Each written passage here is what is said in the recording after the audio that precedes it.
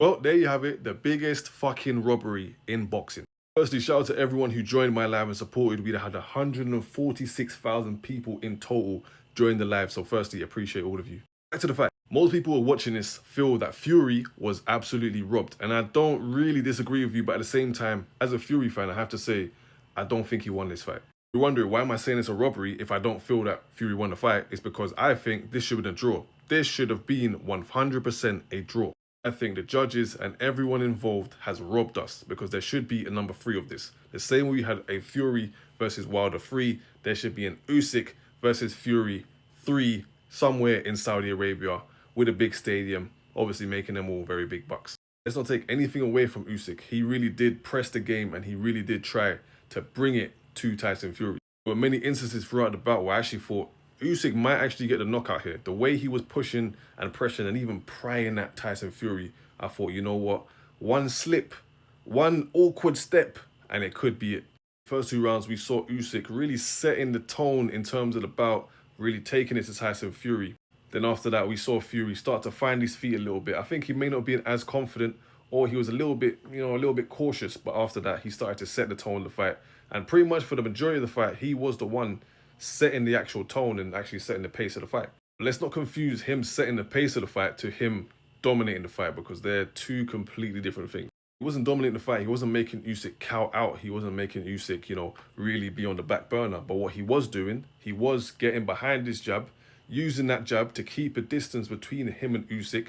Where possible, he was making sure he could put his body weight on Usyk, because obviously Fury's a very big guy, so that he could try and tire him out a little bit. Usyk is, bruh, his stamina is different.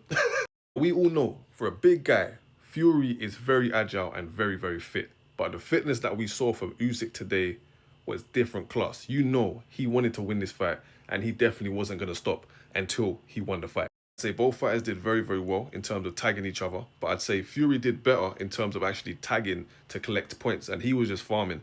I'm not gonna lie, bro was just farming, slapping him with the glove, collecting points where possible, weaving, bobbing.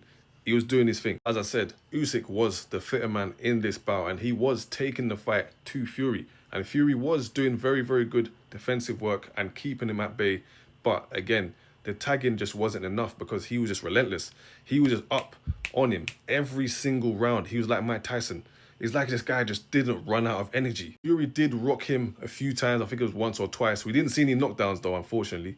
But Usyk was the one that was really, really trying to knock Fury out. And at many points you did see him throw a few combinations, hit with a jab, uppercut, hitting his, trying to get the side, trying to go low, kind of keep him up. But it was really a good bout, to be fair with you. As a boxing fan, I think you'd be very entertained if you watch this match, because it was a very good bout. Both fighters kept it up. They were both very fit. And usually, heavyweights, after the first 5 rounds, if no one's knocked out, it's very boring, because obviously they're both usually quite big guys, don't have much stamina. But that was not the case for these two.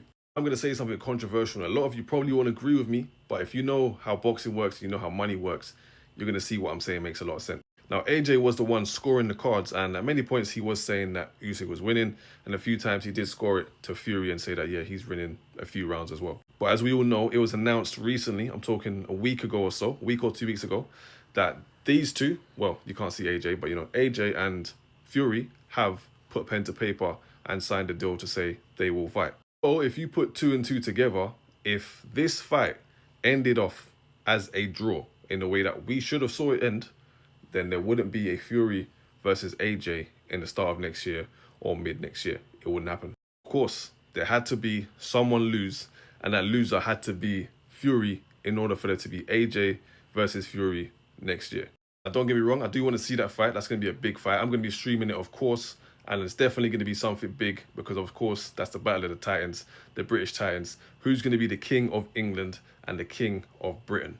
As I say, guys, as a boxing fan watching this, very entertained, very good match to watch, but I still feel like there should have been a draw and we should have seen a 3. There should have been a number 3 of this.